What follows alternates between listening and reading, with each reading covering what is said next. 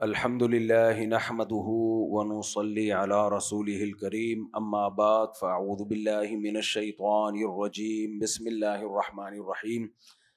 جو لوگ پیچھے بیٹھے ہوتے ہیں نا، اگر مجمع میں بیٹھ جائیں گے تو زیادہ ثواب ملے گا، تو جتنا مجمع میں بیٹھتے ہیں اس کی برکت زیادہ ہوتی ہے۔ آج ہم نے 14واں پارہ پڑھا ہے، لیکن کل جو سورہ یوسف ہم نے شروع کی تھی آج ہم اس کو ختم کریں گے، رمضان 2026۔ کل یہاں تک یہ آیت پہنچی تھی، ثم بدا لهم من بعد ما رأوا الآیات لیسجننہ حتی حین۔ آواز آپ لوگ کو صاف آ رہی ہے؟ یہاں کوئی گونج تو نہیں رہی آواز؟ اللہ تعالیٰ فرماتے ہیں پھر عزیز مصر نے اور اس کے جو حکومت کے لوگ تھے انہوں نے یہی مناسب سمجھا کہ یوسف علیہ الصلوۃ والسلام کو جیل میں ڈال دیا جائے۔ وَدَخَلَ مَعَهُ السِّجْنَ فَتَيَانِ، یوسف علیہ السلام جیل میں چلے گئے۔ اب دیکھو، جیل میں جا کے وہ یہ نہیں کہہ رہے ہیں کہ ایک تو میں نے اللہ کے لیے قربانی دی، اوپر سے اللہ نے میرا خیال ہی نہیں کیا۔ آج کا مسئلہ یہ ہے کہ کوئی دین پہ چلے، تھوڑی بہت آزمائشیں آئیں نا تو کہتے ہیں ہم نے تو سنا تھا کہ دین پہ چلنے کے بڑے فائدے ہوتے ہیں، یہ تو الٹے نقصان ہونا شروع ہو گئے۔ تو فائدے ہوتے ہیں، والعاقبۃ للمتقین، انجام اچھا ہوگا، لیکن بعض دفعہ آزمائشیں بھی آ سکتی ہیں، اور جو نہیں چلتے ان پہ بھی آتی ہیں آزمائشیں، وہ کون سا خوش رہتے ہیں؟ تو آزمائشیں تو ہر ایک پر آ سکتی ہیں، اللہ سے دعا یہی مانگنی چاہیے کہ آزمائشیں نہ آئیں، لیکن آئیں تو پھر اس کو اللہ کے کھاتے میں نہیں ڈال سکتے۔ وَدَخَلَ مَعَهُ السِّجْنَ فَتَيَانِ، جیل میں آپ کے ساتھ دو نوجوان بھی تھے۔ قَالَ أَحَدُهُمَا، دو نوجوان تھے وہ جی غیر مسلم، انہی کی قوم کے، کوئی کیس ہوگا ان کے اوپر، تو دونوں کو خواب آیا۔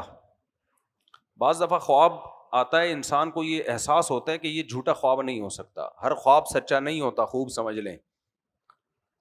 بعض دفعہ اتنا مضبوط دل میں ایک ارادہ، یعنی ایک وہ مضبوط دل میں خیال جمتا ہے جس سے لگتا ہے کہ یہ خواب جھوٹا نہیں ہے، یہ کس کی طرف سے ہے؟ اللہ کی طرف سے ہے۔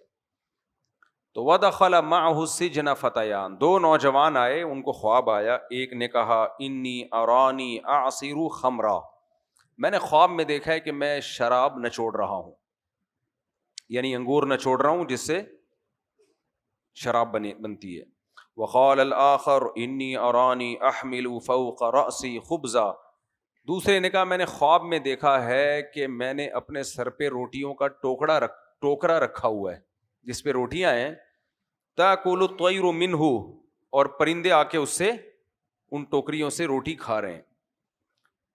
نبئنا بتأویلہ، آپ ہمیں اس خواب کی تعبیر بتائیے۔ انا نراک من المحسنین، ہم آپ کو اس جیل میں سب سے نیک آدمی سمجھتے ہیں۔ دیکھو، تقویٰ ایک ایسی چیز ہے، پرہیزگاری، تقویٰ، نیکی ایک ایسی چیز ہے جس کا غیر مسلموں پہ بھی اثر پڑتا ہے۔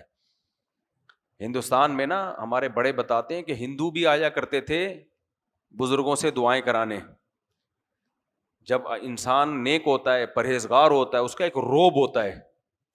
تو یہ اگرچہ ان کے مذہب کو نہیں مانتے تھے یوسف علیہ السلام کے، لیکن انہوں نے جب جیل میں یوسف علیہ السلام کا رویہ دیکھا، عبادت دیکھی، طہارت دیکھی، تو انہیں لگا کہ یہ کوئی خدا کے نیک بندے ہیں۔ تو اور یہ بھی انسان کی فطرت میں اللہ نے یہ بات ڈال دی کہ جو نیک لوگ ہوتے ہیں نا، جو نیک لوگ ہیں ان کے کو اللہ فراست بھی زیادہ دیتا ہے، چیزوں کو سمجھنے کی فراست ان میں زیادہ ہوتی ہے۔ تو کہنے لگے انا نراک من المحسنین، ہم آپ کو اچھے عمل والا سمجھتے ہیں، آپ ہمیں خواب کی تعبیر، ہمارا خیال ہے کہ بتا سکتے ہیں، تو آپ بتائیے۔ قال لا یأتیکما طعام ترزقانہ، یوسف علیہ السلام نے فوراً تعبیر نہیں بتا دی۔ یہ بھی ایک بڑی حکمت تھی، یوسف علیہ السلام سمجھتے تھے کہ ابھی یہ میرے محتاج ہیں، ان کو میری ضرورت ہے، اور جب کسی کو آپ کی ضرورت ہوتی ہے نا تو وہ آپ کی بات شوق سے سنتا ہے۔ دیکھو، ہم نے کسی سے پیسے مانگنے ہیں، ہم گئے جمشید کے پاس، یار 1 لاکھ روپے قرضہ چاہیے، جب تک وہ قرضہ نہیں دے گا اس دوران وہ بٹھا کے ہمیں کچھ سمجھانا شروع کرے کہ یار ایک بات سمجھ, تو ہم گھنٹوں اس کی بات سنیں گے کہ نہیں سنیں گے, اور جیسے ہی کام ہوا مارکیٹ سے شارٹ. اس نے کہا کہ میں دیتا ہوں, ابھی آپ بیٹھو چائے وائے پلاتا ہوں, میں دیتا ہوں, لاکر میں رکھے ہوئے 1,00,000 آپ کو دیتا ہوں, لیکن ایک بات سمجھو کہ جو ایران میں یہ ہوا اور فلسطین میں ہوا اور فلانا ہوا ڈمکان, پوری سنائے گا, آپ بیٹھ کے پوری اس کی باتیں سنو گے. پھر سیاسی تبصرے بھی کرے گا, وہ پی ٹی آئی کا ہوگا, آپ جے یو آئی کے ہوگے, لیکن کوئی پھڈا نہیں ہوگا. وہ جے یو آئی کا, آپ پی ٹی آئی کے, وہ جو مرضی جس سیاسی لیڈر کو برا بلا کہے گا, آپ کہو گے فی الحال کیا کرو, سن لو. آنکھ خراب ہوئی نہیں ہوئی, کیا مسئلہ, وہ سب کتھا وہ سنے گا, چاہے اس کا آپ کی سیاسی جماعت کو وہ فیور کرتے ہو یا اس کے اگینسٹ ہو.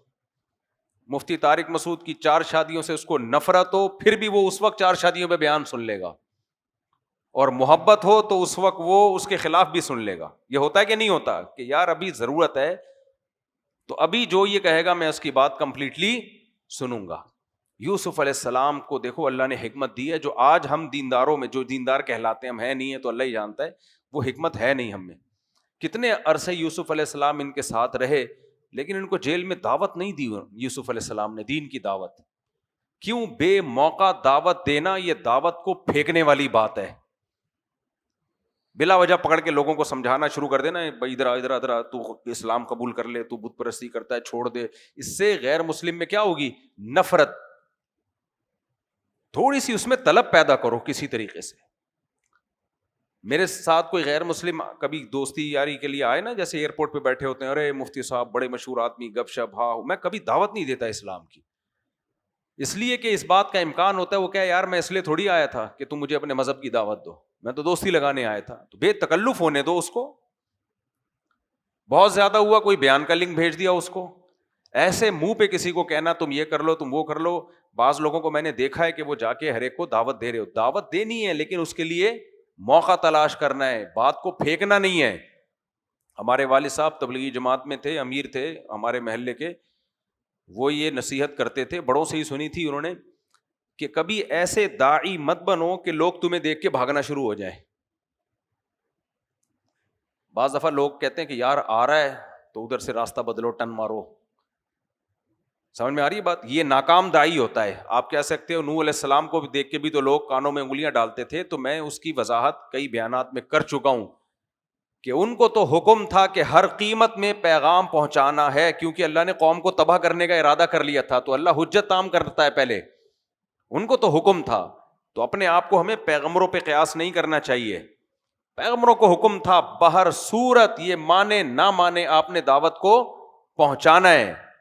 ہمیں حکم یہ ہے کہ جہاں ہمیں فائدہ نظر آئے پہنچائیں, جہاں فائدہ نظر نہیں آئے تو پھر وہاں پہنچائیں جہاں فائدہ ہے ہمیں. سمجھ میں آ رہی ہے بات؟ پیغمبروں کو, جیسے پیغمبروں کو جہاد کا حکم بعض دفعہ ہوا, حالانکہ بہت کمزور ہیں اور سامنے دشمن بہت طاقتور ہے, لیکن حکم ہوا لڑو, اللہ فتح دے گا. لیکن ہمیں حکم ہے, ہمیں حکم یہ کہ طاقت کا توازن کم سے کم آدھا ہونا چاہیے. جذبات میں وہ کام مت کرو کہ لینے کے دینے پڑ جائیں. تو اس لیے اس معاملے میں خود کو پیغمبروں پہ نہیں قیاس کیا جا سکتا. تو یہاں بھی یہی ہے کہ دعوت میں داعی سے لوگ کنارہ کشی اختیار کرنا شروع کر دیں کہ یہ اب بس نصیحت شروع کر دے گا اور مصیبت ہے, ٹن مارو ادھر سے ادھر نکلو. نہ, یہ جتنے بھی تبلیغ میں بڑے لوگ ہیں نا, ان کا دعوت کا طریقہ بہت ڈیفرنٹ ہے. وہ دعوت دیتے ہی نہیں ہیں, وہ چائے پلائیں گے, کھانا کھلائیں گے بس. میں جب یہاں نیا آیا تو یہاں تبلیغ والوں نے 2 بریانیاں کھلائی مجھے, میں سمجھ گیا, حالانکہ ایک لفظ نہیں مجھے بولا.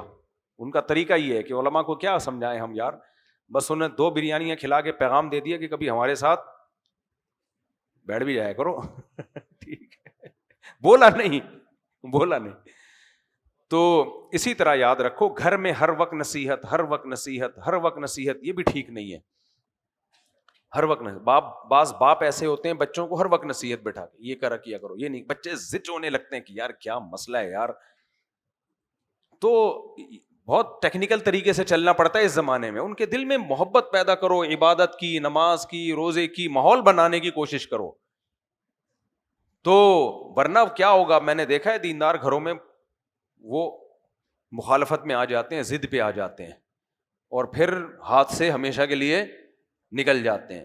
تو بیوی کو سمجھانا ہو, بچوں کو سمجھانا ہو, کہیں بھی بڑی تمیز سے ٹیکنیک. ابا کو بھی اسی طریقے سے, ابا سگریٹ نہیں چھوڑ رہے, ابا کا کیا سمجھاؤں گا اپنے آپ کو. خیر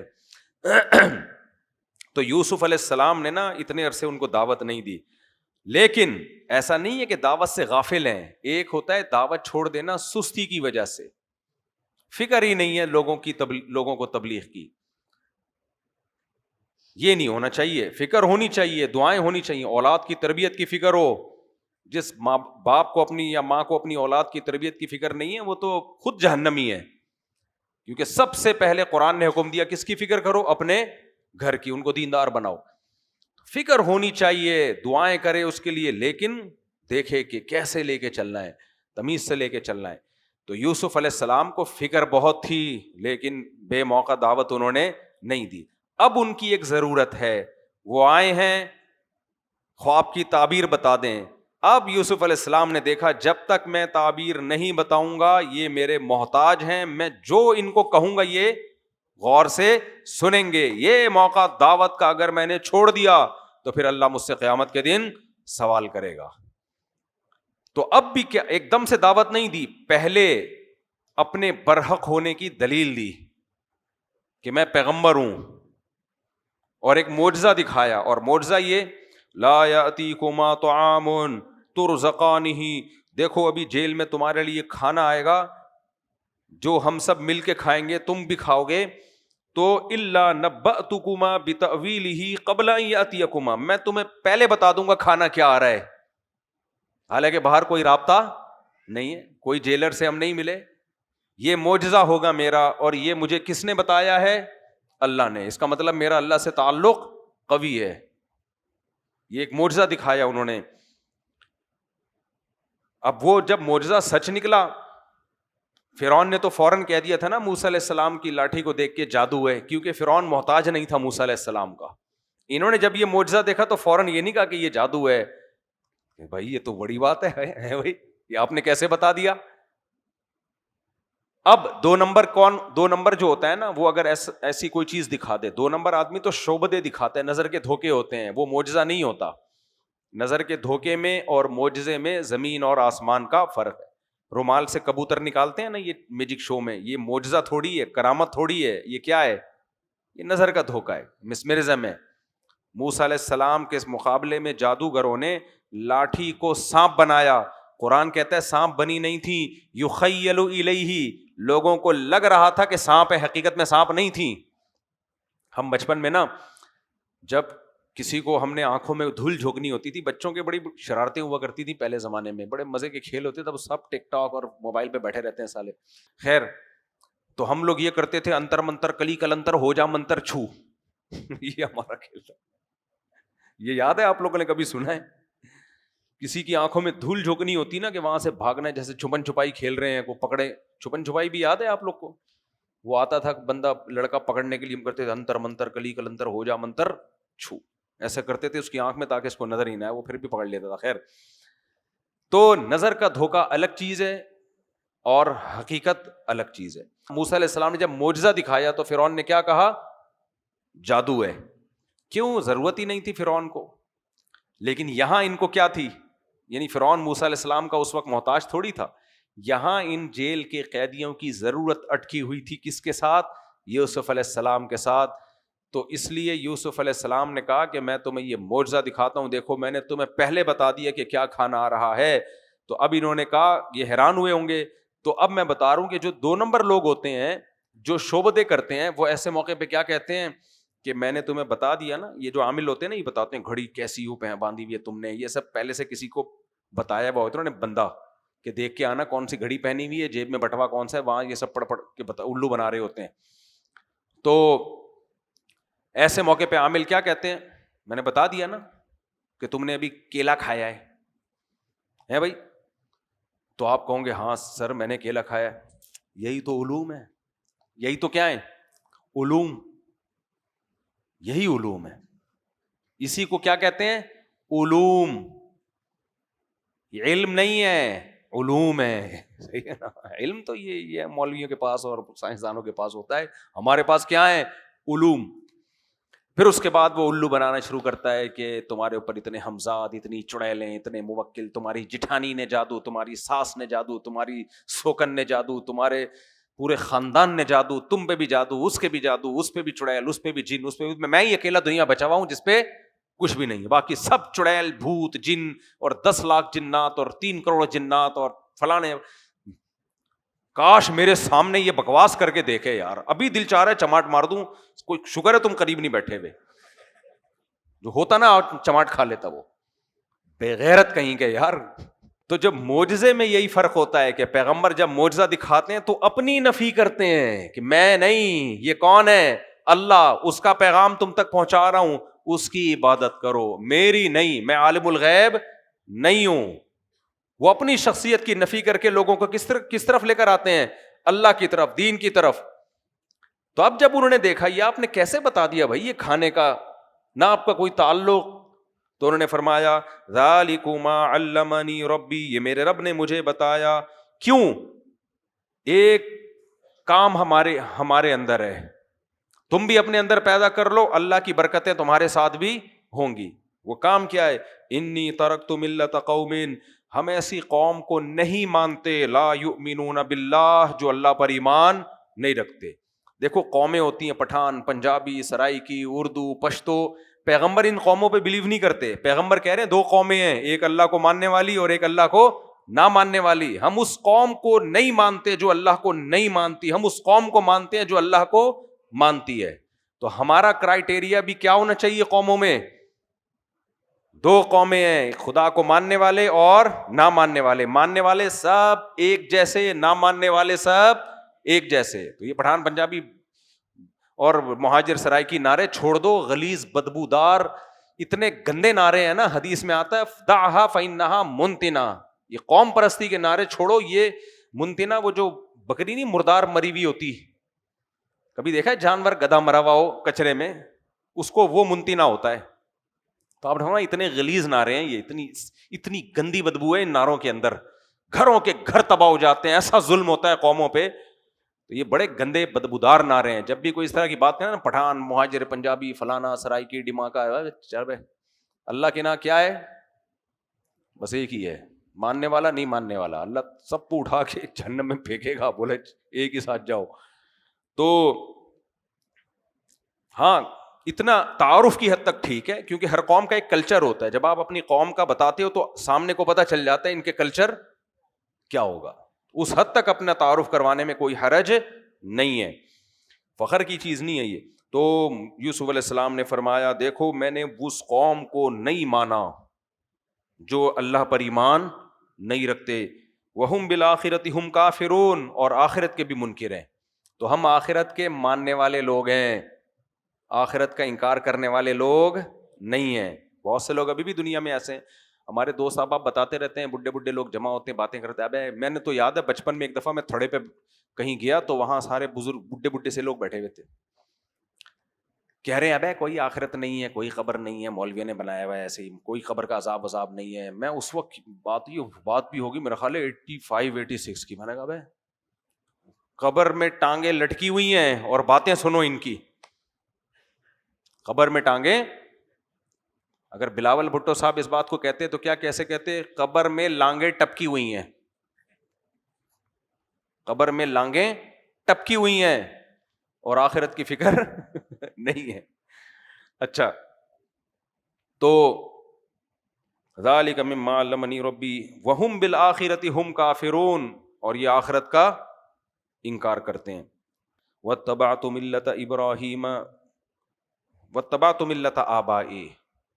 بھائی جب آپ نے اس ملت کو تو چھوڑ دیا جو آخرت پر ایمان نہیں رکھتے، تو پھر آپ کسی ملت سے تو ہوں گے نا، کوئی تو قوم ہوگی آپ کی جس کو آپ فالو کرتے ہیں. تو انہوں نے فرمایا میں اس قوم کو فالو کرتا ہوں، ملت آبائی، اپنے باپ دادا کو. ابراہیم، اسحاق اور یعقوب. ابراہیم میرے پردادا تھے، اسحاق میرے دادا اور یعقوب میرے والد. ان باپ دادوں کو میں فالو کرتا ہوں. ہمارے اہل حدیث بھائی نا بہت زیادہ یہ کہتے ہیں باپ دادوں کو فالو کرنا اسلام میں حرام ہے. بھائی باپ دادے اگر نیک ہو تو ان کو فالو کرنے کا حکم ہے. ابو حنیفہ اور شافی جیسے باپ دادے ہوں تو ان کو فالو کرنے کا حکم ہے. یہ جو آیتیں آپ پڑھتے ہو نا ہمارے خلاف کہ باپ دادا کو فالو مت کرو، یہ قرآن میں مشرکین کے بارے میں نازل ہوئی ہیں جو اپنے باپ دادا کو فالو کر کے بتوں کے سامنے جھکتے تھے. قرآن ان کے بارے میں کہتا ہے اولو کان آباؤہم لا یعقلون شیئا ولا لا یہتدون، کہ نہ وہ ہدایت پر ہے نہ ان کے اندر عقل ہے، پھر بھی فالو کر رہے ہو. ابو حنیفہ کی عقل ان لوگوں سے زیادہ، امام شافعی کی عقل آج کے لوگوں سے زیادہ ہے. تو ایسے باپ دادوں کو تو فالو کرنے کا قرآن نے حکم دیا. فاسألوا اہل الذکر ان کنتم لا تعلمون، اہل علم سے پوچھو. پھر یہ فوراً کہتے ہیں صحابہ سے پھر کیوں نہیں پوچھتے؟ صحابہ کا فقہ مرتب نہیں ہے. جیسے حضرت ابو بکر کا قرآن کیوں نہیں پڑھتے، حضرت عثمان کا کیوں پڑھتے ہو؟ مرتب کس نے کیا بھائی؟ حضرت عثمان نے نا. تو جو مدون ہوگا اس کو پڑھیں گے نا. تو فقہ جو مرتب ہے وہ ان چار ائمہ کا ہے، ان کے علاوہ کا ریٹن فارم میں مرتب ہے نہیں. پریکٹیکلی فالو کرنا پراپر اس کو ممکن ہی نہیں ہے. آگے چلتے ہیں ہم. کہتے ہیں ما کان لنا نشرک باللہ من شیء. بھائی میں اپنے باپ دادا ابراہیم اسحاق یعقوب کو کیوں فالو کرتا ہوں؟ کہہ رہے ایک چیز ہمارے اندر کامن تھی، ہم اللہ کے ساتھ کسی کو شریک نہیں کرتے تھے. ہم اللہ کے ساتھ کسی کو شریک نہیں. ذالک من فضل اللہ علینا وعلی الناس، یہ اللہ کا ہم پہ بہت بڑا فضل ہے اور لوگوں پر بھی، کہ اس نے ہمارے ذریعے سے اس توحید کی دعوت کو، اگر ہم توحید پرست نہ ہوتے تو داعی جب توحید پر نہیں ہے تو وہ کیسے لوگوں کو توحید پر لائے گا. لیکن اکثر لوگ شکر ادا نہیں کرتے. یا صاحبی السجنی، اے میرے جیل کے دونوں ساتھیوں. کتنا اچھا اسٹائل ہے یا نہیں ہے غیر مسلم سے بات کرنے کا؟ ہمارے یہاں کیا ہوتا ہے، جہنم میں جائے گا تو. ٹھیک. تو اسلام میں میدان جہاد کے احکام اور ہیں اور دعوت کے حکام اور ہیں. بعض لوگ فرق ہی نہیں کرتے. کچھ خطاب کافروں کو بڑے سخت ہیں، وہ میدان جنگ کے متعلق ہیں. نارمل قرآن کی جو دعوت ہے اس میں کیا ہے؟ محبت ہے. یا صاحبی سجنی، اے میرے جیل کے دونوں ساتھیوں. اب فوراً کوئی آیت فٹ کر دے جو کافر کو ساتھی بنائے وہ بھی کیا ہے؟ اللہ کے دشمن کا دشمن بھی دشمن، کافر کو دوست بنانے والا بھی کافر، کافر کا بچہ ہے وہ بھی. تو یہ غلط ہو جائے گا نا. یا صاحبی سجنی، اے میرے جیل کے دوستو، ارباب متفرقون خیر ام اللہ الواحد القہار. دیکھو جس کی جو مینٹیلٹی ہوتی ہے نا اس سے بات اس کے حساب سے کی جاتی ہے. سائنسدانوں کو جب دین کی دعوت دی جائے گی نا تو کیسے سائنس کے اصول بیان کیے جائیں گے. ڈارون کی تھیوری پر جو سائنسدانوں نے رد کیا، جیسے قیصر احمد راجہ صاحب وغیرہ جیسے لوگ کر رہے ہیں اور بھی بہت سے لوگ کر رہے ہیں، اس اسٹائل میں جواب دیا جائے گا. سمجھ میں آ رہی بات کہ نہیں آ رہی ہے؟ یہ ابھی جو وہ تھے مفتی، وہ جو انگلش میں ٹھش پش شمائل ندوی صاحب نے جو کافی اچھا بیان ہوا، لیکن ٹھش پش بہت چلی ہے اس میں، اس پہ لوگوں نے میمز بھی بنائی ہیں. تو وہ جاوید اختر کے ساتھ جو ان کا مناظرہ ہوا تھا بڑا زبردست، تو وہ اس جو ہے یعنی ہر ایک کے ساتھ بات کرنے کا اس کی مینٹیلٹی کے حساب سے جواب ہوگا. حضرت مولانا طارق جمیل صاحب نے ایک واقعہ سنایا کہ ایک یہودی نے کہا، کوئی بڑا سائنٹسٹ تھا وہ، اس نے کہا قرآن میں کوئی ایسا سائنسی نظریہ بیان ہوا ہو نا جو آج ثابت ہوا ہے پہلے کبھی بھی نہیں تھا، کوئی ایسی چیز سائنس کی بتا دو میں قرآن پر ایمان لے آؤں گا. تو وہ کہتے ہیں جو عالم تھے انہوں نے کہا کہ قرآن میں آتا ہے کہ کیا ہے بھائی، وَإِنَّا لَمُوسِعُونَ، وَإِنَّا لَمُوسِعُونَ سے پہلے کیا ہے، وَالسَّمَاءَ بَنَيْنَاهَا بِأَيْدٍ وَإِنَّا لَمُوسِعُونَ. نہیں، اس یہ آیت بھی ہے، انہوں نے یہ والی آیت نہیں پڑھی تھی. اس آیت کا مطلب ہم نے آسمانوں کو بنایا اور اس میں کیا کر رہے ہیں، وسعت دے رہے ہیں، اس کائنات کو پھیلا رہے ہیں. تو آج ثابت ہوا نا کہ کائنات پھیل رہی ہے. اور دوسری جگہ قرآن میں آتا ہے کہ اولم یر الذین کفروا ان السماوات والارض کانتا رتقا ففتقناہما. فتق کہتے ہیں ایک دم پھٹ جانا کسی چیز کا دھماکے کے ساتھ، کہ زمین اور آسمان ملے ہوئے تھے، ہم نے ان دونوں کو کیا کر دیا، پھاڑ دیا ان دونوں کو. تو اس میں بگ بینگ تھیوری کی طرف اشارہ ہو سکتا ہے. خیر انہیں دو آیتیں پڑھی، کہتے ہیں وہ مسلمان ہو گیا. تو جس کی جو مینٹیلٹی ہوتی ہے نا اس کو اس حساب سے دلیل دی جاتی ہے. تو اب یہ جو ہے، یہ چونکہ جیل کے قیدی تھے، جیل میں عام طور پر کوئی زیادہ انٹلیکچوئل لوگ نہیں جاتے سوائے ہمارے حکمرانوں کے علاوہ کی بات کر رہا ہوں. تو عام طور پر جو ہے نا جیل میں جاتے ہیں لو طبقہ، تو یہ دونوں بھی ملازم پیشہ لوگ تھے. تو یوسف علیہ السلام نے ان کو عقلی دلائل دینے کے بجائے نا وہ باتیں کی ہیں جس میں ان کا فائدہ ہو. یوسف علیہ السلام نے فرمایا ارباب متفرقون، بتاؤ ایک معبود یہ زیادہ بہتر ہے، یہ بے شمار معبود بہتر ہے. یعنی زندگی کس میں سکون میں ہے؟ سمجھ میں آ رہی ہے بات؟ قطع نظر اس سے کہ خدا ایک ہے یا ایک سے زیادہ ہیں، معبود سوچنے میں، دیکھنے میں، سمجھنے میں زیادہ اچھے ہیں، یہ ایک اچھا ہے. اسی بات کو قرآن نے دوسرے انداز میں بیان کیا. ضرب اللہ مثلا رجلا فیہ شرکاء متشاکسون، اللہ کہتے ہیں بتاؤ ایک غلام ہے جس کے کئی سارے آقا ہیں اور ان آقا کا بھی آپس میں پھڈا رہتا ہے. ایک کہہ رہا ہے یہ کرو، دوسرا کہہ رہا ہے نہیں یہ نہیں یہ کرو، تیسرا کہہ رہا ہے جیسے ابا اماں کی لڑائی ہو رہی ہو، بچے بیچ میں کیا ہو جاتے ہیں؟ پس جاتے ہیں. ابا کچھ اور کہہ رہے ہیں، اماں کچھ اور کہنی ہے، تو بچہ کیا کہ ابا اماں آپ دونوں تو ایک ہو جاؤ، میں اس کو خوش کروں تو وہ ناراض، اس کو خوش کروں تو وہ ناراض. اس کا اللہ نے حل تو یہ بتایا کہ ابا سربراہ ہے تو پھر اس کی مانو. لیکن تو اسی طرح اللہ تعالیٰ قرآن میں کہتے ہیں کہ ایک کے بہت سارے معبود ہوں، بہت سارے معبود آقا ہوں، تو وہ شخص زیادہ سکون میں ہوگا یا جس غلام کا ایک مالک ہو. ظاہر ہے جس کا ایک مالک ہو وہ سکون میں. عورت کو جو زیادہ شادیوں کی اجازت نہیں ہے نا، اس کی ایک وجہ یہ بھی ہے کہ شوہر سربراہ کی حیثیت رکھتا ہے، سربراہ ایک ہی اچھا ہوتا ہے، دو سربراہ اچھے نہیں ہوتے. عورت کو یہ اطمینان ہے کہ میرا ہسبینڈ یہ ہے، یہ میرا سربراہ، یہ میرے سر کا تاج ہے. تاج کتنے ہوتے ہیں سر کے اوپر؟ ایک ہی ہوتا ہے. تو وہ زیادہ تاج ہو جائیں گے، وہ خود ٹینشن میں جائے گی. سرتاج آ رہے ہیں، سرتاج نہیں آ رہے، ٹینشنیں آ رہی ہیں. خیر، تو پوری دنیا میں اصول ہے کہ سربراہ ایک ہی ہوتا ہے. پاکستان میں کون ہے وہ بھی سب کو پتا ہے. خیر، تو اللہ تعالیٰ قرآن میں فرماتے ہیں کہ ارباب متفرقون خیر ام اللہ الواحد القہار، بتاؤ بہت سارے رب اچھے ہیں یا ایک اللہ کو بنا لو جو ہر چیز پر غالب اس لیے کہا کہ اس کے آگے کسی کی نہیں چلتی، تو کسی اور کو بنانے کی ضرورت بھی نہیں ہے. تو ما تعبدون من دونہ الا اسماء سمیتموها انتم وآباؤکم، پھر کہنے لگے تم جن کی عبادت کرتے ہو، جن بتوں کی، بت پرستی بہت پہلے سے ہے، یہ تم نے تو خود ہی نام گڑھ لیے ہیں باپ داداؤں نے. ان کی کیا دلیل ہے کہ یہ اللہ کی طرف سے نمائندے ہیں زمین پہ؟ دیکھو جتنے بھی بت پرست ہیں نا دنیا میں، وہ پتہ یہ نہیں کہتے کہ یہ خدا ہیں، وہ یہ کہتے ہیں کہ خدا کا روپ ان میں آیا ہوا ہے، خدا ان کی عبادت سے خوش ہوتا ہے. تو یوسف علیہ السلام نے کہا کہ تم نے خود سے یہ کیوں فرض کر لیا ہے؟ اس کی کیا دلیل ہے تمہارے پاس؟ ان الحکم الا للہ امر اللہ تعبدوا الا ایہ، حکم صرف اللہ کا ہے اور اس نے حکم دیا کہ اس کے سوا کسی کی عبادت نہیں ہوگی. ذالک الدین القیم، یہ سیدھا سیدھا دین ہے.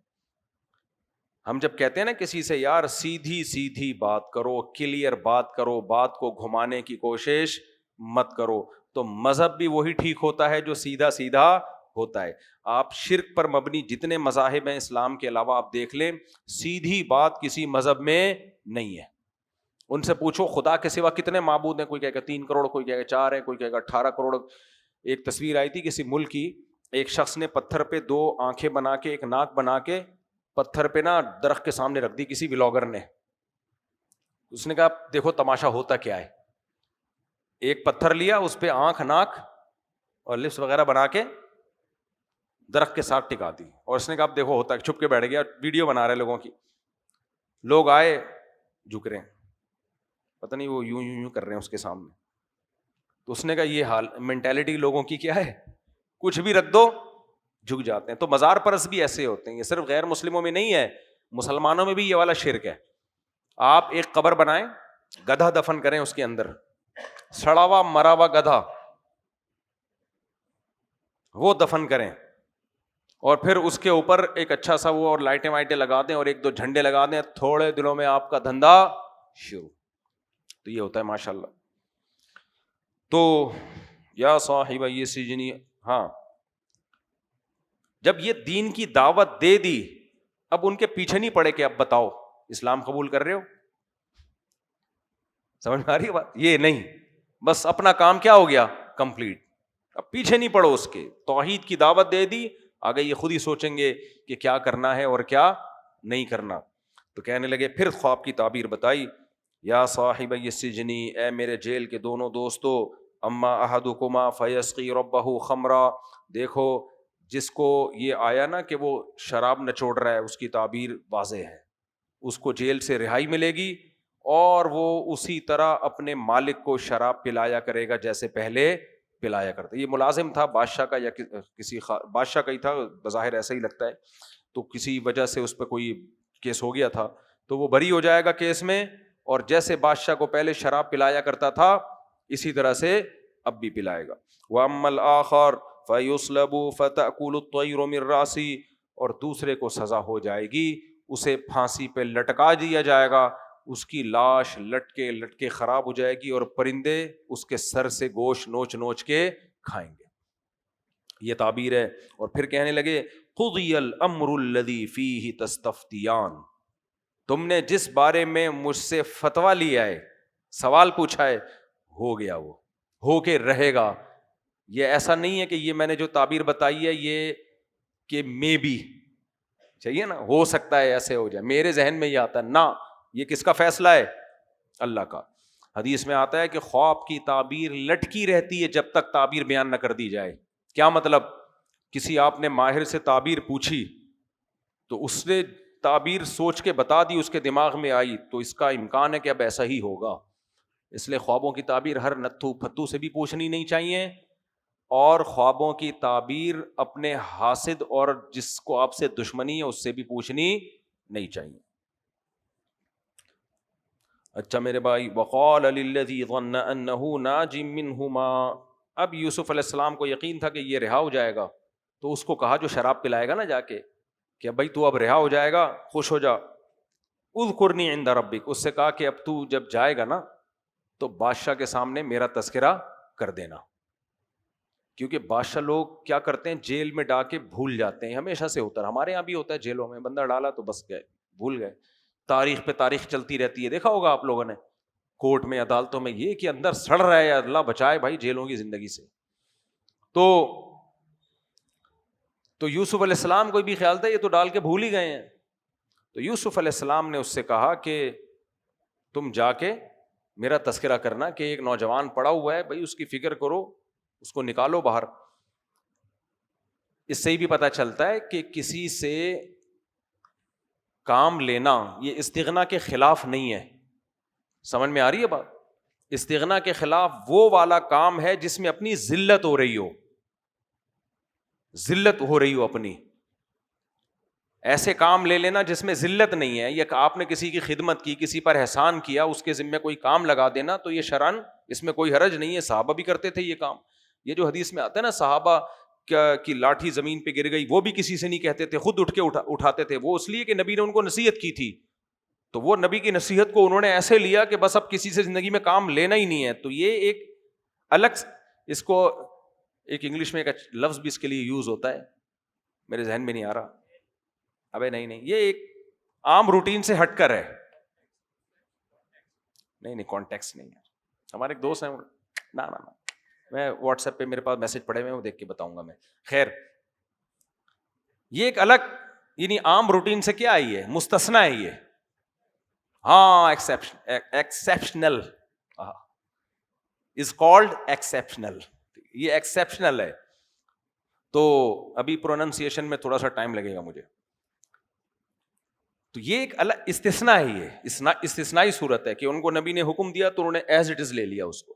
ورنہ نارملی اگر آپ گھوڑے پہ بیٹھے ہو اور آپ کی لاٹھی گر جائے، بندہ کھڑا ہوا ہے، تو کوئی حرج نہیں ہے کہ یار یہ لاٹھی مجھے دے دے بھائی، کیونکہ آپ وہ تو اٹھائے گا یوں کر کے پکڑا دے گا، آپ کو گھنٹہ لگے گا گھوڑے سے اترنے میں. اس دوران گھوڑا مارکیٹ سے شارٹ ہو گیا تو پھر گھوڑا آپ خود پکڑو گے، پھر اسی کو بول رہے ہو کہ میرے ساتھ گھوڑا بھی تو پکڑوا دے. وہ کہے گا لاٹھی پکڑا کے دے دیتا یہ زیادہ اچھا تھا. سمجھ میں آ رہی ہے بات؟ تو بعض صحابہ کے جو واقعات ہیں نا وہ عام قاعدوں سے مستثنا ہے. بس جیسے اس کی مثال ایسے، جیسے عبداللہ بن مسعود، نبی صلی اللہ علیہ وسلم خطبہ دے رہے تھے، آپ نے صحابہ کو فرمایا بیٹھ جاؤ، تو عبداللہ بن مسعود راستے میں ہی بیٹھ گئے. یعنی مسجد کے جو ابھی اندر مجمع میں نہیں آئے وہیں بیٹھ گئے، کیونکہ اتنا خوف تھا کہ بھائی ایسا نہ ہو کہ نبی کا حکم ہم نے سنا بیٹھ جاؤ اور ہم نہیں بیٹھے. تو یہ خوف کا غلبہ تھا ان پہ. تو یوسف علیہ السلام نے اس کو کہا کہ بھائی تم جا کے بادشاہ سے میری سفارش کرنا. تو وہ کہتا ہے فَأَنْسَاهُ الشَّيْطَانُ ذِكْرَ رَبِّهِ، ایسا نالائق نکلا، کمبخت، اپنا کام ہو گیا اور بھول گیا. بغیرت مارکیٹ میں کم دنیا میں نہیں ہوتے. فَلَبِثَ فِي السِّجْنِ بِضْعَ سِنِينَ، اور اس کی بھول کی وجہ سے یوسف علیہ السلام چند سال مزید جیل میں پڑے رہے، اس کی بھول کی وجہ سے. اللہ کے خزانے، اللہ کی قدرت حرکت میں آئی. وقال الملک انی 7 بقرات سمان، ایک دن بادشاہ سلامت اٹھے اور درباریوں کو جمع کیا، کہنے لگے آج میں نے ایک عجیب خواب دیکھا ہے. میں نے دیکھا 7 موٹی موٹی گائیں وہ 7 دبلی گایوں کو کھا رہی ہیں. وَسَبْعَ سُنبُلَاتٍ خُضْرٍ، 7 سبز کونپلیں، وہ جو گندم کی کونپلیں کہتے ہیں، کیا کہتے ہیں وہ جو نکلی ہوئی ہوتی ہیں، جو بھی ہوتا ہے، بالیاں، 7 سرسبز بالیاں گندم کی یا جو بھی بالیاں تھیں. اُخَرَ یابسات، وہ 7 خشک بالیوں کو کھا رہی ہیں. یا ایھا الملأ، اے میرے درباریو، افتونی فی رؤیایا ان کنتم للرؤیا تعبرون، اگر تم خواب کی تعبیر بتا سکتے ہو تو میرے خواب کی تعبیر مجھے بتاؤ، اس کا کیا مطلب ہے. دیکھیں یہ جو گائے ہے نا، گائے یہ خوشحالی کی علامت ہے. دنیا میں گائے ایک ایسی چیز ہے جو اونٹ تو عرب استعمال کرتے رہے، پوری دنیا میں استعمال نہیں ہوئے، ہر آدمی افورڈ نہیں کر سکتا، کنوینس کا بڑا مسئلہ ہے نا، اونٹ کے اوپر جانا چڑھنا. تو اور اس کو رکھو گے پڑوسیوں کے یہاں، جھانکتا رہے گا وہ سارا دن، گردن اتنی لمبی ہوتی ہے. تو گائے ہمیشہ سے افورڈیبل رہی ہے، اس کا دودھ بھی زیادہ ہوتا ہے. تبھی بعض لوگوں نے گائے کو مقدس بنا لیا کہ بھائی اس کے جب فائدے دیکھے انہوں نے. تو ایک خوشحالی کی علامت کیا سمجھی جاتی ہے؟ بولو گائے. جہاں گائے کثرت سے نظر آئے سمجھ لو ہریالی بھی ہے، دودھ بھی ہے، مکھن بھی ہے، گھی بھی ہے. ایک آدمی سے پوچھا تجھے کھانے میں سب سے اچھا کیا پسند ہے؟ اس نے کہا مکھن. اس نے کہا پینے میں کیا پسند ہے؟ اس نے کہا دودھ. اور کیا پسند ہے پینے میں؟ کہہ رہا ہے لسی. اور کیا پسند ہے؟ کہہ رہا ہے چھاچھ. اور کھانے میں اور کیا پسند ہے؟ کہہ رہا ہے دہی. اور کیا پسند ہے کھانے میں؟ کہہ رہا ہے کہ جی پنیر. اسے چماٹ مارا، کمبخت گائے سے باہر تو نکلنا. تو اتنی چیزیں اس کے دودھ سے پیدا ہو رہی ہیں کہ اگر ہم ساری زندگی اسی کی چیزیں بنا بنا کے کھاتے رہے نا تو ویرائٹیز ختم نہیں ہوں گی. تو یہ خوشحالی کی کیا ہے؟ علامت ہے.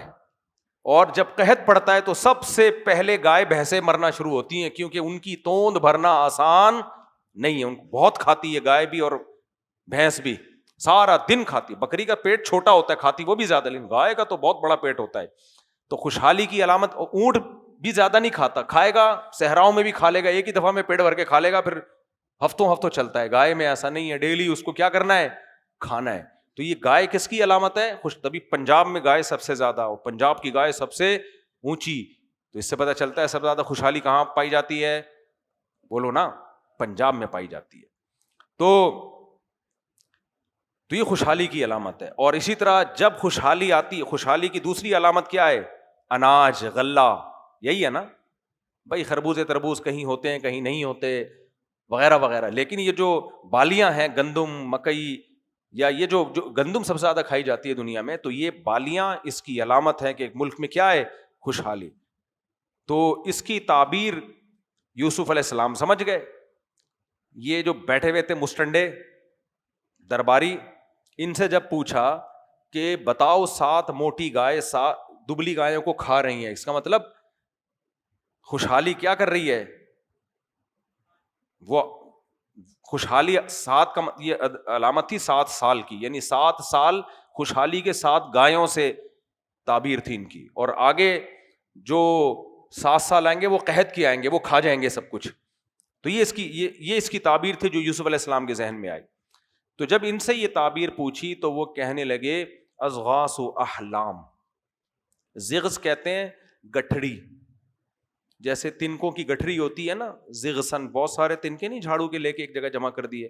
احلام خوابوں کی پراگندہ خیالات کا ایک مجموعہ ہے بادشاہ سلامت.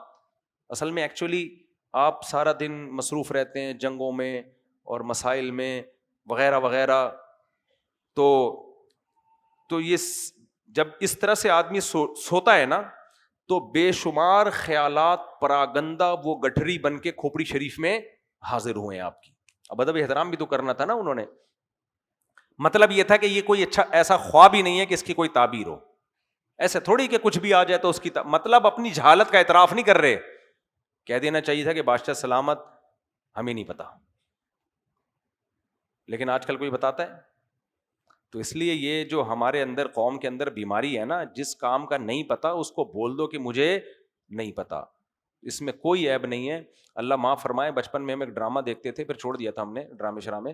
اس میں یہ آتا تھا کہ جس بات کا پتہ متی بولو متی, جس بات کا تمہیں علم نہیں ہے بولو مت. تو ہم نے پھر وہ ڈائلاگ وہاں سے سیکھا. ہم پتہ ہے کیا کرتے تھے اسکول میں یا اپنے مدرسے میں, یا کہیں مدرسے میں تو بہت بعد میں گئے, تو بچوں کو بلاتے تھے ایسے شروع, ادھر جمشید ادھر, وہ بیچارہ بہت دور سے آتا چلتا ہوا, یار کام ہے ضروری. وہ آتا اس کے کان میں, کہتے بات ہے یار کان میں کہنی ہے. کہتے کیا بات ہے؟ کہتے جس بات کا پتہ متی بولو متی, جس بات کا پتہ مت ہو بولو مت. وہ غصہ آتا ہے, یار یہ تو نے اس کے لیے بلایا اتنی دور سے, یہ ہلکی بات نہیں ہے, یہ کیا ہے؟ ہم تو شرارت کر رہے ہوتے تھے. پھر ہمارے ساتھ بھی ایسا ہوتا تھا, کوئی ہمیں دوست بلاتا, طارق بھائی ادھر بات سننا, ادھر آنا ذرا. ہم چلتے ہوئے جا رہے ہیں, یار وہیں سے بتا دے بھائی بہت ضروری کام ہے. جاتے کہتے کان میں بتاؤں گا. کیا؟ جس بات کا پتہ مت ہی بولو مت. کہتے یار کیا مذاق ہے یار. خیر, تو لیکن اس مذاق کا فائدہ یہ ہو گیا کہ یہ ڈائلاگ میری زبان پر چڑھ گیا, جس بات کا پتہ متی بولو متی. تو یہاں بھی یہی ہے کہ ان کو نہیں پتا تھا تو منہ سے پھوٹ دیتے, نہیں پتا بھائی ہمیں اس خواب کی تعبیر. انہوں نے بولا کہ یہ کوئی خواب ہی نہیں ہے تعبیر والا, یہ پراگندہ خیالات کا مجموعہ ہے, یہ کوئی خواب ہے. گائیں کھا رہی ہیں پتلی گایوں کو, اور بالیاں کھا رہی ہیں خشک بالیوں کو, ایسی پراگندہ خیالات. وما نحن بتاویل الاحلام بعالمین, اور اس قسم کے جو خواب ہیں ان کی تعبیریں ہم نہیں جانتے. ہم جو جینین خواب ہوتے ہیں اس کی تعبیر بتاتے ہیں. وقال الذی نجا منہم, لیکن اس کمبخت کو یاد آ گیا, میں جو بیٹھا ہوا تھا نا دربار میں, اس کو یاد آ گیا, اڑے خواب کی تعبیر تو کس نے بتائی تھی؟ جیل میں یوسف علیہ السلام نے بتائی تھی. تو ایک دم اس کو یاد آ گیا اور کہنے لگا وذکر بعد امتین, ایک بڑے طویل عرصے کے بعد اس کو یاد آیا, کہنے لگا انا انبئکم بتاویلہ, بادشاہ سلامت میں بتاؤں گا تعبیر. فارسلون, مجھے بھیجو, ایک بندہ ہے تعبیروں کا ماہر ہے, مجھے بھیجو اس کے پاس, میں بتاؤں گا تعبیر. اور فوراً یوسف ایھا الصدیق, فوراً جیل میں آیا اور کہیں یوسف اے دوست. اب دیکھو کتنے اچھے ڈائلاگ استعمال کر رہا ہے بھائی, دوستوں کو کون بھولتا ہے بھائی. یوسف ایھا الصدیق, اے دوست, افتنا فی 7 بقرات سمان, ذرا فتویٰ دے جیسے پہلے تم نے فتویٰ دیا. فتویٰ صرف شرعی مسئلے کو نہیں کہتے, یہ تو ایک ٹرم بن چکی ہے قرآن میں, یہ کسی بھی سوال کے معنی میں استعمال ہوا ہے. آپ ہمیں بتائیے 7 بقرات سمان, 7 موٹی موٹی گایوں کے بارے میں جو پتلی گایوں کو کھا رہی ہیں اور 7 بالیاں خشک بالیوں کو کھا رہی ہیں. لعلی ارجع الی الناس, تاکہ میں لوگوں کے پاس جاؤں. لعلہم یعلمون, تاکہ لوگوں کو پتہ چل جائے اس کی تعبیر. یوسف علیہ السلام نے فوراً تعبیر بتائی, فوراً. قال تزرعون 7 سنین دأبا, فرمایا تم لوگ 7 سال تک خوب زراعت کرو گے. یہ جو 7 موٹی گائیں ہیں نا, یہ علامت ہے کہ 7 سال بہت خوشحالی کے ہیں, کوئی ٹینشن کی بات نہیں ہے. فذروا فما حصدتم فذروه فی سنبلہ, تو بادشاہ سے بولو کہ جو کچھ بھی کٹائی کرو مصر میں, اس کو اس بالی سے مت نکالو, کیونکہ گندم یا اناج بالی سے نکلتا ہے تو خراب ہو جائے, اسٹور کرو اس کو. الا قلیلا مما تاکلون, جتنا کھانا ہے بس اتنا نکالو جو ضرورت کا ہو, باقی سارا کیا کرنا ہے؟ اسٹور کرنا ہے. ثم یاتی من بعد ذلک 7 شداد, اس کے بعد 7 بڑے سخت سال آنے والے ہیں. یہ جو پتلی گائے ہیں یہ اس کی علامت ہے کہ اگلے سال 7 کون سے سال آنے والے ہیں؟ خشک سالی کے. یاکلن ما قدمتم لہن, جو تم نے پچھلے 7 سالوں میں اسٹور کیا ہوگا یہ اگلے 7 سال وہ سارا کھا پی کے ختم کر دیں گے. یعنی پچھلے 7 سال کی خوشحالی کھائے گی اگلے 7 سال کو. تو ریزلٹ کیا نکلے گا؟ پچھلے 7 سال میں جو خوشحالی آئی تھی وہ کیا ہو جائے گی؟ ختم ہو جائے گی. ثم یاتی من بعد ذلک عام, اس کے بعد پھر 7 سال قحط کے بعد پھر ایسا سال آئے گا کہ فیہ یغاث الناس وفیہ یعصرون, پھر بارشیں برسیں گی اور لوگ پھلوں کے رسوں کو، پھلوں کے رس کو نچوڑیں گے، یعنی خوب فراوانی ہوگی۔ اب جب بادشاہ کو یہ تعبیر بتائی تو بادشاہ بڑا خوش ہوا، بے بھائی تو بڑی زبردست تعبیر ہے۔ قال الملک اتونی بہ، بادشاہ نے کہا کہ جاؤ یوسف کو جس نے تعبیر بتائی ہے لے کر آؤ۔ فلما جاءہ الرسول، جب قاصد آیا یوسف علیہ السلام کے پاس تو یوسف علیہ السلام نے فرمایا ارجع الی ربک، جاؤ واپس، فاسألہ ما بال النسوۃ اللاتی قطعن ایدیہن، پہلے بادشاہ سے جا کے پوچھو کہ جن عورتوں نے اپنے ہاتھ مجھے دیکھ کے کاٹ ڈالے تھے اور پھر ان عورتوں نے مجھے پہ الٹا الزام لگا کے مجھے جیل میں بھجوا دیا، پہلے ان سے میرا معاملہ کلیئر کرو کہ غلطی اس کی تھی یا غلطی میری تھی۔ یہاں بھی یوسف علیہ السلام نے وہی پالیسی اختیار کی کہ اب بادشاہ کو میری ضرورت ہے۔ کیا خیال ہے؟ پہلے زمانے میں بادشاہ بڑے عقل مند تھے، جو صاحب علم لوگوں کو ویلیو دیا کرتے تھے، وہ کہ بھائی انہوں نے تعبیر بتائی ہے، یہ تو کام کے ہیں ہمارے۔ تو آج کل چچا ماموں خالہ پھپھی ہر محکمے میں گھسیڑ دی ہیں، ایسا ہی ہے نا، ہر محکمے میں چچا ماموں خالہ پھپھی گھسیڑ دی ہے۔ تو بادشاہ نے کہا، اب یوسف علیہ السلام سمجھتے تھے بادشاہ کو میری ضرورت ہے۔ یوسف علیہ السلام اپنی حیثیت کیوں کلیئر کرنا چاہتے تھے؟ سوال پیدا ہوتا ہے بھائی چلے جاتے، کیا کرنا ہے بھائی بار بار اپنی برات کا اعلان کر کے؟ بھائی بات یہ ہے کہ یوسف علیہ السلام نے دین کی دعوت کا کام کرنا ہے، اور جب کنفیوژن میں معاملہ ہوگا نا، لوگ کہیں گے یار کنفیوژن تو ہے، پتہ نہیں انہوں نے کیا تھا اس نے کیا تھا معاذ اللہ، تو اس کنفیوژن میں وہ کام نہیں ہو پائے گا۔ تو یوسف علیہ السلام کا مقصد محض اپنی براءت کا اعلان کرنا نہیں ہے، اپنے آپ کو نیک ثابت کرنا نہیں ہے، بلکہ یہ چیز ان کے ویژن میں بہت بڑی رکاوٹ ہے۔ پیغمبروں کا دامن پاک ہوتا ہے اور پیغمبروں کی پاک دامنی اللہ کے ذمے ہوتی ہے، تو اس لیے یوسف علیہ السلام نے فرمایا کہ جاؤ پہلے اس سے پوچھو کہ ان عورتوں سے میری پوزیشن کو کلیئر کروائے۔ نبی صلی اللہ علیہ وسلم کی تواضع تھی، صحیح حدیث ہے، آپ نے فرمایا یوسف علیہ السلام کا صبر تھا، اگر یوسف کی جگہ میں ہوتا تو میں جیل سے چلا جاتا۔ کیا مطلب؟ یہ کام بعد میں بھی ہو سکتا تھا نا، اگر کوئی شخص جیل میں طویل عرصے پڑا ہو، اس کو اگر رہائی کا بلاوا آئے تو وہ تو کہے گا بھائی سب سے پہلے یہاں سے نکلنے کا کام کرو، باقی ہوتا رہے گا بعد میں، کیونکہ اس میں اس بات کا بھی خطرہ تھا کہ بادشاہ بول دیتا چلو پھر نہیں آؤ، امکان تھا نا۔ تو اس لیے نبی صلی اللہ علیہ وسلم نے یہاں یوسف علیہ السلام کے صبر کی تعریف فرمائی کہ ان کا صبر تھا، حوصلہ تھا کہ ان کو بادشاہ بلا رہا ہے اور آپ کیا کہہ رہے ہیں کہ میں نہیں آؤں گا، پہلے میری براءت کا اعلان کرواؤ۔ تو بس 2-3 آیتیں پڑھ کے درس کو ختم کرتا ہوں، پھر باقی کل مکمل کریں گے انشاءاللہ۔ تو بادشاہ نے بلا لیا لوگوں کو، فلما جاء الرسول قال ما خطبكن اذ راوتن یوسف عن نفسه، تو بادشاہ نے عورتوں کو جمع کر کے بولا بھائی بتاؤ کیا اس میں حقیقت کیا ہے؟ قلنا حاشا للہ ما علمنا علیہ من سوء، سب عورتوں نے بیک زبان ہو کے کہا کہ اللہ کی قسم یوسف میں کوئی خرابی نہیں ہے۔ قالت امرأۃ العزیز، اور عزیز مصر ایک عہدہ تھا جو بادشاہ سے نیچے کا عہدہ تھا، عزیز مصر کی بیوی نے کہا الآن حصحص الحق، دیکھو اب تو اللہ نے حق کو واضح کر دیا ہے، یہ اتنا کلیئر واضح کر دیا ہے کہ اب الزام لگانا کا کوئی چڑھتے سورج کی طرح سب کو پتہ چل گیا کہ یوسف کیا ہیں، بے گناہ ہیں۔ تو انا راودتہ عن نفسہ، میں نے یوسف علیہ السلام کو ورغلانے کی کوشش کی تھی، اور وَإِنَّهُ لَمِنَ الصَّادِقِينَ، یوسف سچے لوگوں میں سے ہیں۔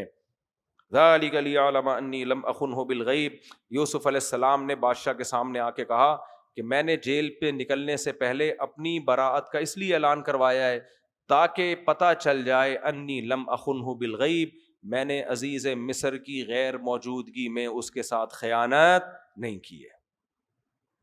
آپ نے لفظ سنا ہوگا نمک حلال اور نمک حرام، لفظ سنا ہوگا کہ نہیں ہوگا؟ کچھ احسان فراموش ہوتے ہیں اور کچھ کیا کہتے ہیں احسان کی قدر کرتے ہیں۔ بھائی انہوں نے مجھے ٹھکانہ دیا، دیکھو والدین کا سب سے بڑا جو احسان ہے نا، جس کا ساری زندگی اولاد شکر نہیں ادا کر سکتی، وہ آپ کو ٹھکانہ دیتے ہیں۔ آج ماں باپ کی کوئی 2 ٹکے کی حیثیت ہی نہیں ہے، برابر برابر چل رہے ہوتے ہیں، قرآن کہتا ہے وَفَصِيلَتِهِ الَّتِي تُؤْوِي، وہ خاندان جس نے تمہیں ٹھکانہ دیا تھا. اولاد کی حیثیت کیا ہے اگر ماں باپ اس کو ٹھکانہ نہ دیں؟ تو اس لیے یوسف علیہ السلام تو کیسے وہ بتا رہے ہیں ان کو نا کہ میں نے اس کے ساتھ، کیونکہ اس نے مجھے اچھا ٹھکانہ دیا ہے، اچھا ٹھکانہ دیا، تو میں نے اس کے ساتھ خیانت نہیں کی. لم اخنہ بالغیب وان اللہ لا یہدی کید الخائنین وما ابرئ نفسی. اب چونکہ اپنی پاک دامنی بیان کی ہے تو اس میں ایک قسم کا خود پسندی کا ایک خطرہ جھلکتا ہے کہ کیا مطلب آپ بہت نیک ہیں، کہتے ہیں ما ابرئ نفسی، میں اپنی ذات کو بری قرار نہیں دیتا. ان النفس لامارۃ بالسوء، انسان کی کا جو نفس ہے وہ ہمیشہ برائی ہی کا حکم دیتا ہے، تو نفس میرے ساتھ بھی لگا ہوا ہے. الا ما رحم ربی، جس پر میرا رب رحم کرے وہ برائی سے بچ جاتا ہے. کیا مطلب؟ یہ جو میں برائی سے بچاؤں یہ میرا کمال نہیں ہے، یہ اللہ کی توفیق ہے. یہ سب چیزیں میرے بھائی سیکھنے کی ہیں، سیکھنے کی. وقت کافی زیادہ ہو گیا، باقی انشاءاللہ کل ہم سورہ یوسف مکمل کر لیں گے. آگے بہت اہم اسباق ہیں اس میں، اس لیے میں اس کو جلدی نہیں لے کے چلنا چاہ رہا. کل ہم اس میں مکمل کریں گے. اللہ تعالیٰ سمجھنے کی، عمل کی توفیق عطا.